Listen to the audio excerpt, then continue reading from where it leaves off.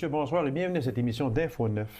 Qu'est-ce que le service Option Dialogue? Alors, pour nous en parler, je reçois Mme Josée Nadeau et M. Christian Cheminet. Madame, monsieur, bonsoir. Bonsoir. Option Dialogue, c'est... Est-ce qu'on pourrait aller jusqu'à dire que c'est nouveau ou bien non? Ça existe depuis combien de temps, Option Dialogue? Pour nous, en région, Oui. pour le service à Val-d'Or, c'est depuis 2 ans. OK. Et pour le secteur de la Sarre, c'est depuis près d'1 an. Le 26 avril, on va pouvoir fêter le premier anniversaire de ce service. Fait que c'est dire qu'en Abitibi-Témiscamingue, il y a 2 endroits pour l'instant Oui. que Option Dialogue fonctionne. Est-ce que c'est dans les options de se rendre, disons, Abitibi-Est, de se rendre au Témiscamingue également? Est-ce que c'est dans l'option de couvrir l'Abitibi-Témiscamingue complètement? Parce que Rouen, il dessert Rouen, je présume? Pas encore. Non, OK. Une nouvelle cohorte là, devrait être formée d'ici cet été. OK. C'est sûr que c'est le milieu qui doit se mobiliser là, pour le service d'Option Dialogue. Donc, c'est Christian qui va pouvoir en parler un petit peu plus. Là, pour, Alors, ça veut dire que dans le secteur Abitibi-Ouest, c'est en fonction, au moment où l'on se parle. Oui. Option Dialogue, ça veut dire que Abitibi-Ouest, c'est seulement pour l'Abitibi-Ouest ici. Exact. Abitibi-Ouest ne va pas couvrir Abitibi-Est. Non. Il faut s'entendre Oui. sur ça. Alors, si Abitibi-Est en veut un, doit s'en former un, le Témiscamingue, la même chose. Exact. OK. Alors, on fait quoi si on veut partir un service de Option Dialogue? On part ça comment? Ben, à la base, c'est sûr qu'il faut contacter Liaison Justice parce que c'est nous autres qui va parrainer OK, toutes les formations de bénévoles, former le comité de coordination pour mettre ça en place. Donc, ça va être passé par Liaison Justice. Nous, quand on a une demande du milieu, on va évaluer, pour avoir des sources de financement aussi. Est-ce qu'on est capable d'avoir assez de gens mobilisés au niveau des médiateurs bénévoles, comité de coordination pour former une première cohorte? À ce moment-là, on va y aller avec une première formation. Suite à ça, on peut mettre en marche là, le service. Moi, là, si je vous demandais, là, comment fonctionne ce service-là? On parle d'option dialogue. Ça veut dire qu'on prend l'option de dialoguer, si on peut, en gros, là, mais ça fonctionne. Comment fonctionne ce service-là? Donc, la personne qui a besoin du service, comment elle va avoir accès C'est ça, au oui, service? exactement. Qui peut avoir accès à ce service-là? Si moi, j'appelle Option Dialogue, j'ai un problème, on va expliquer quel problème couvre Option Dialogue, mais après ça, il se passe quoi après? En fait, dès le premier appel, c'est sûr qu'il y a tout le temps un des deux parties qui est dans la situation de conflit qui va faire la demande. Oui. Normalement, c'est pas les deux en même temps. Donc, on va commencer par évaluer la demande, justement, si on peut répondre à cette demande-là. Donc, il ne faut pas que ce soit du droit familial, des choses comme ça. Conflits de voisins, conflits familiaux, des choses comme ça. On va répondre à la demande. Dans un délai de 48 heures ouvrables, nos bénévoles vont prendre des messages, vont faire un retour d'appel pour fixer une première rencontre avec la personne. C'est à ce moment-là qu'on va évaluer c'est quoi les besoins, qu'est-ce qui a déjà été fait, puis on est rendu où dans la relation. À quel point on est dans une communication fermée, communication seulement difficile, puis à ce moment-là, on va mettre de l'avant des pistes de solutions. On va commencer à regarder ensemble comment on peut dénouer l'impasse du conflit pour en venir éventuellement à régler le conflit. Quand on parle de conflit, et vous avez touché juste un petit point tantôt, j'aimerais ça revenir, mais quand on parle de conflit, est-ce que c'est une chicane, est-ce qu'on peut mettre dans ça une chicane de famille? Quand on parle de chicane de famille, là, on ne parle pas juste le père contre la mère, si on peut s'expliquer ainsi, là, mais une bonne chicane de famille qui englobe la famille à monsieur et la famille à madame. Chicane de voisins, ça, il y en a, j'en suis persuadé, beaucoup, beaucoup. C'est quoi quand on parle d'une chicane? C'est quoi exactement? Vous allez jusqu'à où, vous autres, dans ça? Ben, en fait, nous, on va vraiment donner des outils. On est vraiment un service d'aide en résolution de conflits. Donc, on va essayer, premièrement, de rétablir une communication, que ce soit par voie de lettres, par rencontre interposée ou peu importe. On va vraiment essayer de rétablir une communication minimale au départ. S'il n'y a pas de communication, il n'y aura jamais de règlement de conflit. Ça va vraiment être la porte d'ouverture va être par là. Il faut que les deux personnes impliquées ou les deux parties impliquées veulent aussi s'impliquer, veulent participer à cette démarche-là. Pour que ça, c'est important, ça. C'est volontaire. Ben, c'est sûr. Donc, si on reporte à un fait, disons, parce que je sais qu'il y a des chicanes de voisins, malheureusement, il y en a beaucoup. Oui. On hésite à faire venir la police, très souvent, parce que habituellement, ce sont des choses, je ne vais pas aller trop loin dans ça, mais il se peut qu'assez souvent, si on fait intervenir la Sûreté du Québec ou la police, disons, on va envenimer l'affaire assez souvent. Ah, tu as fait venir la police, et là, on va envenimer. C'est important de ne pas envenimer déjà un conflit déjà existant. Exact. Alors, comment vous faites, là? On va dire que c'est une chicane de voisins. OK? Ton radio, il est bien trop fort, tu m'empêches de dormir, tu jettes tes affaires sur mon terrain, tu mets une clôture et tout croche. Il y en a tellement. Vous arrivez, comment vous allez faire pour ne pas envenimer déjà cette chicane entre voisins? Dans un premier temps, on va écouter la personne, on va recevoir la personne et on va écouter la personne. Comme Christian disait tantôt, on va vérifier les ententes possibles qu'ils ont eues entre les deux parties. Ah, OK, oui. Est-ce qu'ils ont discuté ensemble? Parce qu'on a essayé de faire peut-être une entente, mais ça ne marche pas. Tout à fait. OK. Donc, d'une façon, la personne pourrait dire, ben moi, j'ai fait affaire au service d'Option Dialogue. Peut-être qu'ils pourraient nous aider à trouver des solutions ensemble. Donc, est-ce que toi, tu voudrais communiquer avec eux? Ou bien, si la situation est trop difficile, bien, à ce moment-là, on pourrait demander à la personne d'écrire une lettre leur disant de communiquer avec nous. C'est fait de façon vraiment, c'est pas nous qui allons téléphoner les gens. Il faut donner le pouvoir entre les gens pour régler leur situation. Parfois, il y a des gens qui ne veulent pas s'impliquer dans le processus. À ce moment-là, on peut les référer à divers organismes qui pourraient les aider. C'est sûrement pas facile, c'est certain, parce que une personne arrive puis s'infiltre un peu dans une chicane de ménage ou une chicane de voisin. « Hey, je m'en viens vous aider à régler ça. » Ça ne doit pas être évident, là. Ben moi, je présente souvent ça comme un coffre d'outils. Nous, on forme des médiateurs bénévoles, on leur donne des outils de communication, de gestion de conflits. Puis souvent, aux gens, quand ils arrivent, nous, on est là pour vous transmettre des outils. Ça va être à vous de les utiliser comme vous le voulez ensuite. On donne des conseils, on donne des trucs. C'est à eux de décider qu'est-ce qu'ils vont faire avec ça.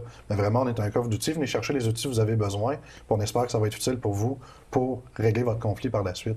Fait qu'on n'arrive pas comme un bulldozer. Non, on prend pas la place. C'est vraiment pour donner des outils, pour donner aux gens les moyens nécessaires de gérer le conflit de façon autonome. Fait que c'est vraiment ce qu'on vit. C'est de l'empowerment, finalement, là, de toute la communauté. Là. Être calme à ce moment-là, je pense que aussi ça doit être un outil qui est dans le coffre, j'en suis persuadé, parce que si moi, je suis pour Option Dialogue, j'arrive dans une chicane de famille, puis « Hey, qu'est-ce qui se passe ici? » Ça ne marchera. Ils vont simplement me dire « Hip, là-bas, puis ça va être probablement, là, tu sais. Mais c'est sûrement que être calme, arriver pour essayer de tempérer des affaires, ça doit sûrement être dans le coffre d'outils, ça. Il faut être calme dans un conflit qui peut être des fois un peu plus intense. Il faut être ferme aussi. Il faut éviter les dérapages. On est à l'écoute, c'est sûr. Okay. Il y a beaucoup de frustration, il y a beaucoup d'émotions. Il faut la laisser passer, mais il faut mettre certaines balises aussi. On veut que le respect reste toujours là, même si on est dans un conflit. Donc, on va être à l'écoute. Dans les premières rencontres, les gens vont avoir besoin de ventiler, de sortir ce qu'ils ont vécu. Ça doit pas être facile. On écoute, mais à un moment donné, faut aussi recadrer. Il faut s'en aller vers une recherche de solution aussi, pas une recherche de qui est en cause, c'est quoi le conflit de départ et tout ça. On va aller en recherche de solution. Fait qu'on essaye d'amener les gens beaucoup vers cette recherche de solution-là et non de tourner autour du conflit. Parce que quand on va arriver, supposons, dans une chicane de voisins, les deux ont raison. Là. C'est sûr que les deux, selon leur option à eux autres, les deux ont raison. Donc, il s'agit là, d'arriver puis de faire la part des choses à ce moment-là, puis bien expliquer le rôle d'Option Dialogue aussi, à ce moment-là, que j'ai ça ici, là, dans mes notes, là, ça ne remplace pas la police. Là. Non. Le médiateur, son rôle, c'est neutre. En partant, il n'y a pas de parti pris. Ça c'est important, ça aussi, oui. C'est très important. Une personne qui ne se sent pas à l'aise en tant que bénévole d'aller vers une situation conflictuelle doit dire, ben moi, ça, j'y touche pas. Et par la suite, quand la personne veut rencontrer l'autre personne, il y a des rencontres préparatoires aussi qui sont offertes à ces gens-là. On ne les assoit pas ensemble face à face après une rencontre. Sûrement pas. Donc, tout est dans la perception aussi du conflit. Hein? Oui, sûrement, sûrement. Les objectifs de ce service-là, ce serait quoi les objectifs de ce service-là? Bien, c'est sûr qu'au départ, on vise une prise en charge par la communauté d'une gestion de conflits autonome, comme je l'ai mentionné tantôt. Comme vous l'avez dit, on essaie d'éviter le recours aux policiers, aux instances judiciaires, tribunaux et compagnie pour des conflits qui ne méritent peut-être pas de se rendre là, qui peuvent être réglés avant. Justement, une chicane de voisins qui va se ramasser devant les tribunaux, normalement, en bout de ligne, on considère qu'il n'y aura pas vraiment de gagnant. C'est un juge qui va trancher, puis qu'on va avoir deux parties souvent qui ne seront pas totalement satisfaites.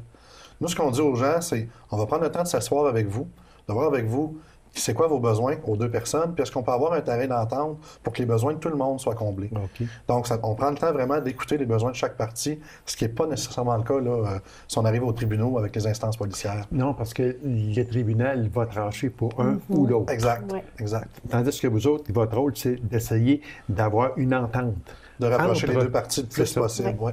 C'est ça surtout le but premier. Qui de mieux placé pour régler une situation, c'est les personnes concernées. Ah oui, c'est sûr, c'est sûr. Il y a une petite histoire que je trouve bien jolie à raconter. Une maman qui va arriver avec de l'école avec ses enfants, et là, les enfants disent « Maman, je veux une pomme. » Qu'est-ce que la mère fait? Tranche la pomme en deux, va donner chacune une moitié de pomme. Les deux enfants sont insatisfaits. Pourquoi? De un, on n'a pas écouté les besoins à la base. Jonathan, il avait faim. Puis Pierre-Luc, il voulait avoir les pépins parce qu'il arrivait de son cours de biologie. Puis il voulait faire une petite expérience. Donc, souvent, d'aller à la base, d'aller voir. Voilà, exactement. C'est ça aussi qui était important. À venir à date, les conflits qui sont les plus souvent à régler, ce seraient lesquels? Vous l'avez mentionné, le conflit de voisinage, on en voit beaucoup. Je pense que c'est pas mal. Au niveau familial, ça va être souvent communication houleuse, difficile, des fois complètement fermée. Nouveau conjoint dans la maison, les enfants à l'adolescence, les frères, les sœurs, ou peu importe, colocation aussi. Mais je dirais que la majeure partie, là, c'est vraiment au niveau des voisins. Au niveau des voisins. Il reste à peine 2 minutes. Qu'est-ce qui pourrait pousser une personne à devenir médiateur bénévole, parce que c'est bénévole pour Option Dialogue? Bien, en partant, c'est sûr que la formation qu'on donne, c'est des outils qu'on donne aux personnes pour qu'ils puissent en faire bénéficier les autres. À la base, c'est des outils aussi pour soi-même. On va tous vivre des conflits. On va tous avoir besoin d'outils pour s'en sortir là, de façon efficace. Donc, premièrement, c'est sûr qu'il y a un côté d'acquisition de compétences. Faut vouloir s'impliquer dans sa communauté aussi. Il faut y croire. Fait qu'il faut croire que, oui, des conflits, ça peut être positif. C'est fait drôle de dire positif avec le mot conflit, mais une fois bien géré, souvent on va sortir de là avec une bien meilleure communication avec la personne avec qui on était en conflit au départ, puis notre sentiment va être bien meilleur que si on reste en confrontation là, toujours. Puis aussi, ça prend aussi une empathie évidente. Il faut être capable de faire la part des choses, de rester neutre, comme on l'a mentionné tantôt. Donc, je dirais que c'est ce qui va motiver le plus les gens là, à s'impliquer dans ce projet-là. Dans l'Abitibi-Témiscamingue, actuellement, Option Dialogue existe à quel endroit? Val-d'Or. OK. Donc, pour rejoindre le service pour Val-d'Or, c'est le 819-825-6377, le poste 228. OK. Pour le secteur de la Sarre, c'est le 333-1110, le poste 60. Le poste 60 pour le secteur qui couvre, on dit la Sarre, mais qui couvre aussi Abitibi-Ouest. Oui. C'est ça, exactement. Et les coordonnées, si une personne voudrait devenir bénévole, qu'est-ce qu'elle aurait à faire? Dans le fond, on n'a qu'à appeler à Liaison Justice ou au numéro qu'on vient de donner d'Option Dialogue et le mentionner. Nous, on fait des formations là, relativement régulièrement selon les demandes. Fait que c'est sûr qu'on est toujours ouvert à former des gens. On est toujours en recherche de bénévoles. Puis comme on disait tantôt, le but, c'est que ce soit pris en charge par la communauté. Donc, on invite les gens. Là. Alors, Mme Nadeau, M. Cheminet, merci infiniment de votre présence à cette émission et on en sait beaucoup plus maintenant sur Option Dialogue et je vous remercie infiniment. Merci beaucoup. C'est moi qui vous remercie. Courte pause, mesdames et messieurs, et on vous revient immédiatement après. Restez avec nous.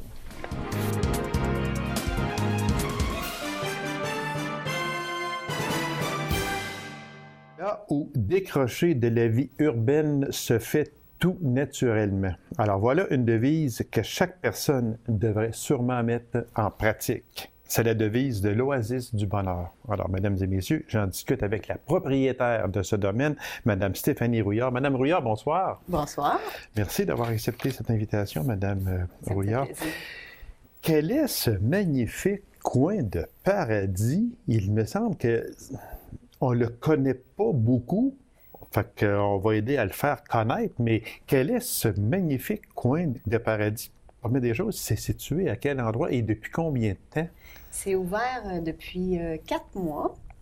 Seulement 4 mois? 4 mois. OK. J'ai ouvert automne, début de l'hiver, fin Début de de l'hiver, l'automne. oui, OK. Puis c'est situé, je ne sais pas si vous avez déjà été à la pêche à la truite. Oui. Oui, hein? Oui, Les exactement. gens ont, Oui, ont, quand on une parle idée de où pêche à est-ce que la truite, oui, c'est. exactement. C'est dans le Grand Brûlé, là, qu'on Exactement. appelle, là, c'est ça, pas loin du Bosquet Oui, anciennement. ce n'est pas le Ce Bosquet, n'est parce pas. que beaucoup de gens pensent que c'est là. Faisons tout de suite la différence.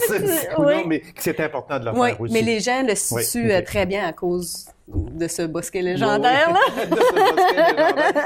C'est pas là. Non. C'est ça. Moi, dans le fond, c'est si, mettons, on part de Macamic, on s'en va vers Rouen. OK. Après la fourche de Sainte-Germaine, c'est 1 kilomètre après. OK. Donc, c'est à peu près à 1 kilomètre, justement, du Bosquet, Mhm. plus près de Sainte-Rose. Plus près Ouais. de Sainte-Rose. Ouais. Et c'est bien indiqué aussi. Oui. OK. Moi, j'ai fait une super belle affiche aux OK. abords du chemin. Mhm. Puis, j'ai installé le tipi qui est juste sur le bord de la forêt pour que ça soit un repère visuel. Un repère dans le visuel. fond. OK, Ouais. exactement. Chalet écologique. Ouais. Pour 6 personnes? Oui. OK. Expliquez-nous, pourquoi écologique? Bien, écologique parce que c'est un chalet qui a, premièrement, que j'ai construit. On s'excuse. On s'excuse, mais il faut le dire, parce que c'est la première fois que nous avons en studio un superbe bébé bien vivant. Puis c'est pour ça que j'ai les yeux dessus, parce que là, il nous regarde, puis il rit. Il y a 8 mois. 8 c'est mois, ça. effectivement. Quel est son nom? Antoine. Antoine, il est formidable. Il rit, là. Il a même de la misère à tenir sa suce tant qu'il rit. Un bébé extraordinaire. Fait que c'est pour ça qu'on a un peu le fou rire, parce qu'on le regarde et on le trouve tellement magnifique. OK, on va continuer. Oui. C'est une petite Bien, parenthèse. le chalet écologique, Oui. je l'ai nommé comme ça parce que c'est un chalet que j'ai construit de mes mains. Puis moi, j'ai un côté écologique assez fort en dedans de moi. C'est OK. préserver la forêt, le développement durable. C'est quelque chose qui est très, très, très, très important. Puis, c'est un chalet que j'ai été chercher dans le fond parce que, tu sais, il y a comme une... présentement, là, je sais pas comment dire ça, là, mais... tu sais, les gouvernements demandent aux constructeurs de mettre plus de bois dans les infrastructures parce que c'est plus... le bois, dans le fond, c'est une ressource qui est renouvelable. Oui, exactement. Donc, oui. moi, j'ai été chercher... Quand j'ai fait... Parce que moi, mon but, c'est de minimiser les pertes, économiquement OK. parlant, Mhm. mais pour le développement durable également. Oui, Donc, exactement. quand c'est j'ai fait mes important. sentiers pédestres, Mhm. il y en avait déjà plusieurs sur le terrain. J'en ai fait des supplémentaires. J'ai gardé... Parce que moi, dans le fond, c'est une pinède, qui OK. est un peuplement de pins gris Oui. sur mon terrain, mon domaine.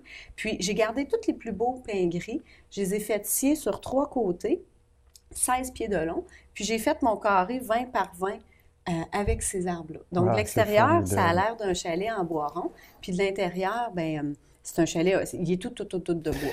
Puis quand on vous regarde, vous êtes vraiment toute menue. Oui, Puis, j'ai c'est pas vous le... qui avez construit ça Oui. de vos mains. Mais tu sais, la force, c'est pas une question de physique, je pense que c'est une question de volonté et de cœur. Ça, c'est bien dit, exactement. Mais Ouais. c'est vous qui avez construit Oui, ça. mon père m'a donné un bon coup de main, Oui, c'est c'est sûr, sûr. parce que là, je suis quand même assez forte, mais il me manque de bras.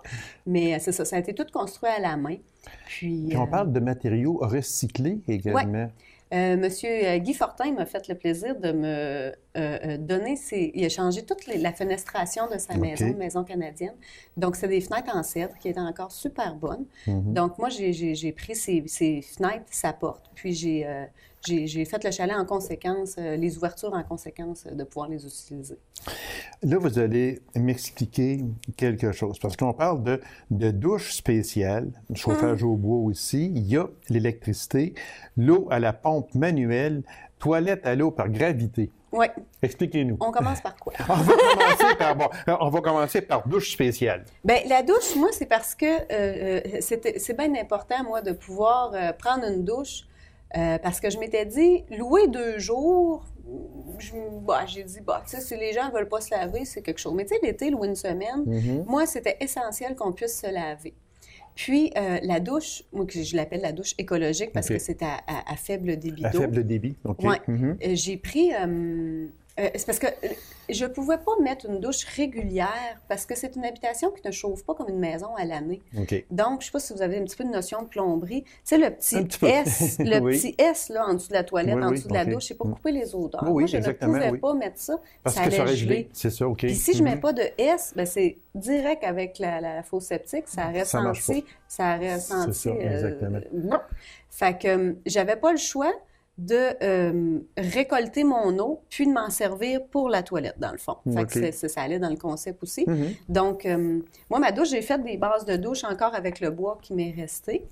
Puis, j'ai trouvé, dans le fond, c'est une pompe de douche qui marche avec des batteries, qui a une pompe submersible. Oh mon Dieu. Ah oui, c'est super pratique. Je comprends, c'est sûr. Parce que je vais finir de l'expliquer, puis je vais vous dire les commentaires après. Oui. Dans le fond, il y a la pompe submersible qui va dans le récipient d'eau, qui mène à l'énergie qui est les batteries, puis qui mène à la pompe de douche. Puis moi, je ne sais pas si vous voyez, là, mais j'ai les cheveux super longs. Puis on met l'eau dans un récipient, puis à peu près ça d'eau. Moi, je prends ma douche, je lave mes cheveux, puis je ne l'arrête pas pour me savonner. Là. C'est super efficace. Puis l'eau est récoltée dans un autre récipient, dans le fond, qu'on s'en sert pour la toilette. Ah ben mon Dieu. Parce que la toilette, c'est une toilette... C'est pensé. Oui, c'est une toilette aussi par gravité? Oui. Dans le fond, j'ai mon bac à eau au-dessus de la toilette. C'est une toilette qu'on voit souvent dans les roulottes. On lève la pédale avec le pied, l'eau, elle se remplit dans la toilette. Puis, pour la flusher, on pèse sa pédale. On fait l'inverse. Exactement. Fait que quand on finit notre douche, en fond, on peut prendre l'eau pour la mettre dans la toilette, puis on recycle. Alors, c'est le chalet écologique, mais aussi, j'aimerais ça quand on parle de la fameuse yourte de Mongolie. Oui, c'est la première yourte parce que yourte, il y en a plusieurs qui ne connaissent pas beaucoup qu'est-ce qu'une yourte. Une yourte, c'est une maison, dans le fond, mais des peuples qui vivent en Mongolie. Parce qu'il faut savoir que les Mongols vivent de façon nomade, un peu comme les Amérindiens dans le temps. Ils déménagent leur maison au rythme des saisons. Donc, c'est une maison qui est facilement démontable, facilement montable. Puis, j'invite à aller voir les gens sur mon site Internet parce que j'ai des photos. J'ai mis des photos avant qu'on mette les toiles, puis j'en ai mis après. Donc, on peut voir la structure, puis le final. Dans le fond, moi, j'explique tout le temps ça de la même façon. C'est rond. C'est une base ronde. Il y a un dôme de lumière de 4 pieds au plafond. Les murs ont 6 pieds. Tu sais, c'est pas tout petit. Non. Les murs ont 6 pieds. Puis, le dôme est soutenu par 2 piliers. Puis, le mur, dans le fond, là, étant donné que tout est démontable, c'est des... je ne sais pas si vous vous souvenez, tu sais, les anciennes barrières qu'on mettait devant les escaliers qui se rétractent en losange. Exactement, oui. Dans le fond, c'est 5 sections comme ça, de 6 pieds de haut, qui sont jointes toutes ensemble. Puis à chaque cloison, à chaque V en haut, il y a une pôle qui part puis qui s'en va au dôme. Donc, c'est ce qui fait la structure. Puis ensuite, ils mettent... Parce que ça, c'est... Pourquoi j'ai choisi cette habitation-là? C'est une habitation qui est complètement naturelle. Toutes des produits de la nature. C'est vraiment extraordinaire. Moi, il y a 2 lits également. 4 lits. 4 lits simples. Moi, j'ai fait un lit... au lieu de faire un lit superposé, parce qu'il me manquait de place, là, le 6 pieds, j'ai fait un lit superposé. J'ai fait un tiroir en dessous. Ça doit être vraiment beau. Ah oui, puis j'ai tout fait ça de mes mains, puis j'ai choisi... Moi, j'ai une fascination pour le castor. C'est tellement un animal travaillant. C'est incroyable. Puis moi, j'ai une hutte des castors juste à côté de mon petit... dans le fond du petit lac artificiel. Puis, j'ai été chercher tous des bâtons qui avaient grugé, puis j'ai fait mes lits avec ça. Ah, mon Dieu! Puis, j'ai 2 futons, 1 place. C'est le même principe qu'un futon 2 places, mais c'est des sièges. Des fauteuils qui font un lit 1 place. Fait que ça me donne 4 places pour la C'est extraordinaire. Puis, il y a le chauffage, il y a la douche, probablement le même principe que le chalet. souper aux chandelles aussi. Oui, parce que la yourte, moi j'ai essayé de faire des habitations un petit peu pour tout le monde. Le chalet possède de l'électricité, le tipi également, mais la yourte, c'est vraiment un petit poêle au butane, chandelle, puis des petites lampes de poche que j'accroche un petit peu partout dans la yourte. J'ai un peu de misère à me concentrer parce que j'ai Antoine juste devant moi, puis vraiment, il est extraordinaire. Vraiment un beau bébé. Il me fait des grands sourires. En plus de ça, il m'envoie la main. Oui, je sais. Ben oui, il m'envoie la main, puis il rit. C'est vraiment extraordinaire. Bon, on revient, madame. Vraiment, c'est fantastique. Madame Rouillard, il y a le tipi moderne également. Oui.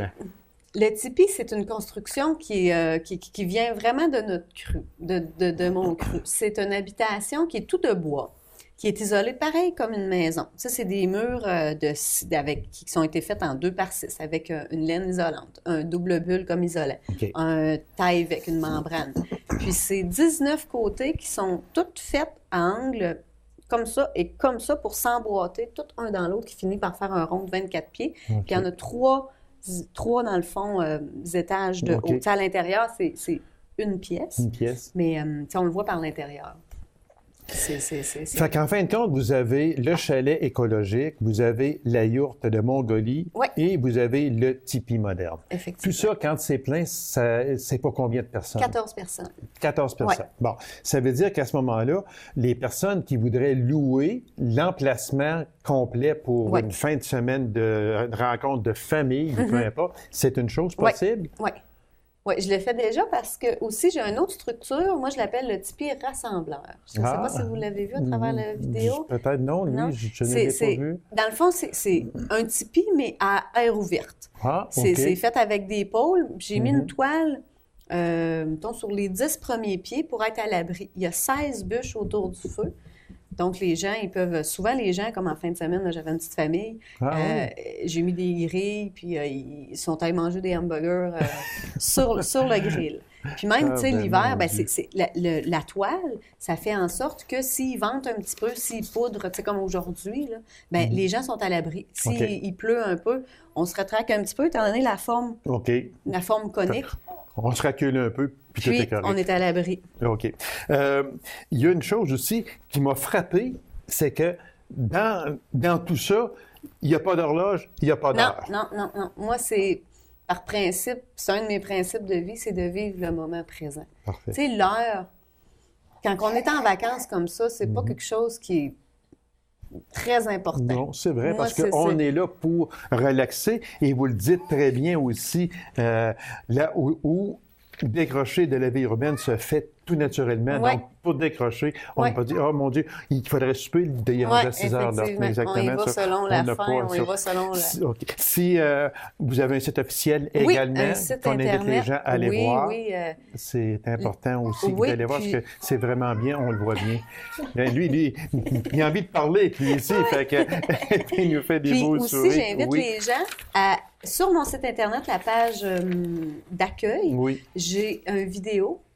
Puis, je fais une visite guidée de toutes les habitations. C'est quelque chose qui est très prisé. On peut le voir à partir de son salon. On invite les gens à aller faire un tour. Madame Rouillard, merci infiniment. C'est moi qui vous remercie. On remercie Antoine qui est là, puis qui nous regarde encore, puis il fait ça comme un grand garçon. Elle nous l'avait dit, il n'est pas tannant. C'est vrai qu'il n'est pas tannant. Madame Rouillard, merci. Félicitations à vous, puis on invite les gens à se rendre. Un numéro de téléphone, très rapidement. 333-8613. Mais toutes les coordonnées sont sur mon site Internet à www.oasisdubonheur.ca. Voilà. Madame Rouillard, merci infiniment et bon succès. Merci.